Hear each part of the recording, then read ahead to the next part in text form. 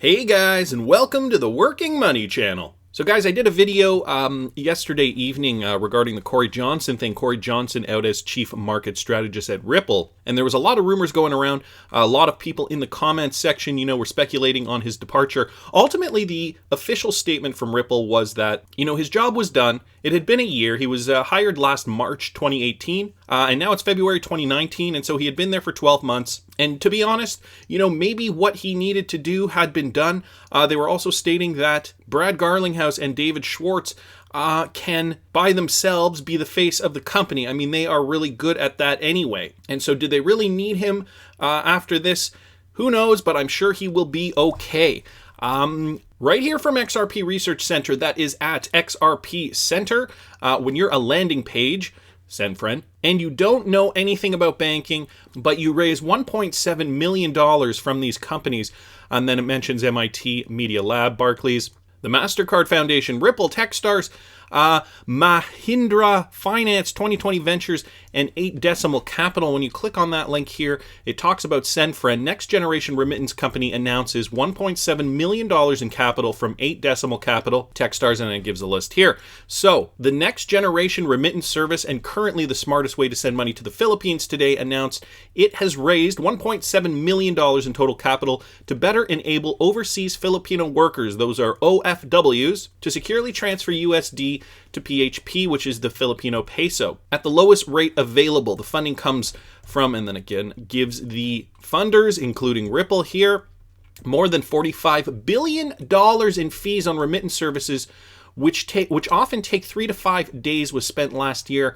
by the millions of migrants in the U.S. who send home more than $650 billion in remittance. SendFriend will launch as the only option for OFWs to securely and reliably send money internationally with fees that are 65% lower than the industry average, as it replaces the frictionless and fees of the banking system with one seamless, ultra-low cost experience to send money globally. Then it goes down here. Through a partnership with blockchain company Ripple, SendFriend leverages XRapid to create a seamless money transfer experience. XRP is used as a liquidity vehicle for cross-border payments, enabling SendFriend to circumvent the correspondent banking system and convert USD to XRP to PHP in a matter of seconds. And so guys, we know SendFriend is one of the Ripple partners. Just looking at these numbers, and they were astounding. I couldn't believe that $650 billion, not million, billion dollars goes to the Philippines in remittance payments, and not only that, $45 billion in fees. So I did a little bit more research on this. Wanted to talk a little bit about the Philippines. I know I got a lot of Filipino viewers here, and so when I'm done this video, I want all you guys to comment on this, the Filipino people in particular, to tell me whether you work abroad or whether you're in the Philippines, your perspective on this. And I found that Ripple and XRP, their current solution for transfers, money transfers over borders, is a perfect solution for countries like the Philippines, where it's a very popular option for their workers to leave the country, work abroad, and send money home. And so I did a little bit of research here, and this is just an article here from the Manila Bulletin, which is a Filipino online news source. And it said somewhere here, thus the number of overseas Filipino workers is now more than 10 million, according to the latest data released by the Commissions of Overseas Filipinos. Other groups estimate that to be 12 million. So somewhere between 10 and, or rather over 10 and 12 million Filipino workers work abroad. And the Filipino population is going abroad because there are better jobs. They can find opportunities where they can use their skills, make some money, send it back home. Because the Philippines, their economy isn't necessarily thriving. So for people to leave the country, go to other countries where there are jobs, work really hard, and send money home, that has kind of been the status quo for at least the last 25, 30 years. And so let's take a look at some of those numbers here. So how XRP will help the Philippines. So they estimated an incoming of $650 billion in remittance revenue. Approximately, we read down here, between 10 and 12 million OFWs. So we'll just say 11 million, just somewhere in the middle there.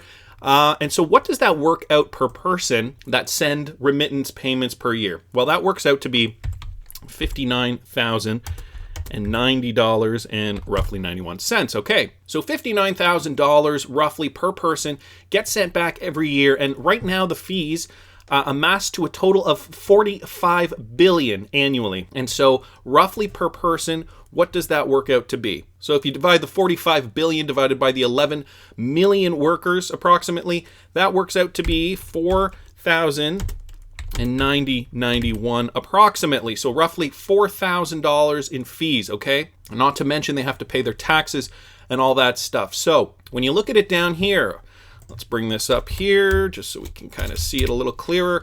Okay, so $59,000 minus the $4,000 approximately. The take home is roughly $55,000. But they still have to pay tax on that. But the fees clearly are cutting into the income that they're making, taking a significant portion of their income away. But we talked about this here in this article, and with RippleNet, they are now saving 65% lower than the industry average. So when you take 65% away from these fees, what do you get? Using RippleNet and saving 65% on their fees, now their fees will only be $1,431.82, okay? Which would bring their total to $57,659.09 here, guys. And so what is the savings that they will see? Well, the savings will be roughly $2,650 approximately. And you think to yourself, well, I mean, maybe I could deal with that over a year, the fees of that to be able to send money back to my home. But guys, we're thinking in Western dollars, okay? Whether that's USD, Canadian dollars, euros, pounds, it's still a significant hit. But for the Filipino people, and I just want to put this in perspective here, if you look here, property prices in the Philippines, and this is just some stats, okay, on what like rent for an apartment would cost inside the city versus outside the city to buy an apartment, salary, so on and so forth. And so to rent, for example, to rent a 3-bedroom apartment in the city center in the Philippines, costs $560.11 approximately. That's converted to USD, American. And so for a Filipino worker to be able to save $2,650 approximately, that's like putting 4 months rent in your pocket for a 3-bedroom in the city. Not too shabby. So guys, this is just one example of how Ripple and XRP are going to change the world, especially for the countries like the Philippines, where remittance is super, super important to their economy, to their family life. Again, I'm interested to hear from the Filipino people who are watching this video. Please comment. Tell me what you guys think about this. I always love to hear perspectives from the people who are actually involved and from the people who this affects. Again, guys, giving a Ledger Nano S away on February 28th. Gotta hit 16,000 subs. So please subscribe to the channel if you haven't already. Like the video if you like the content I'm providing. I always love hearing your comments. See you in the next one, guys.